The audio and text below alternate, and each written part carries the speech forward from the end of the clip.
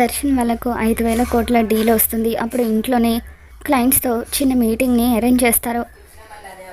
Clients ఇంటికి రావడంతో దర్శన్ వాళ్ళు సంతోషంగా వాళ్ళని రిసీవ్ చేసుకుంటారు. ఇకప్పుడు వచ్చిన క్లయింట్స్ అందరూ కూడా ఇంట్లో సోఫాలో కూర్చొని ఉండడంతో అప్పుడు ఆనంద శరణ్యను పిలుస్తూ కాఫీ తీసుకురమ్మని చెప్తుంది.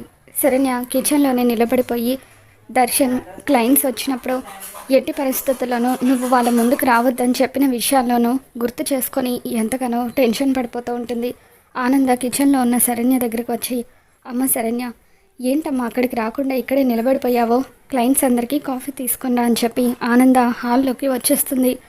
శరణ్య భయపడిపోతూ క్లయింట్స్ అందరికీ కూడా కాఫీ తీసుకొని వస్తుంది. దర్శన్ శరణ్య వైపు రావద్దన్న వచ్చిందని చెప్పి కోపంగా చూస్తూ ఉంటాడు.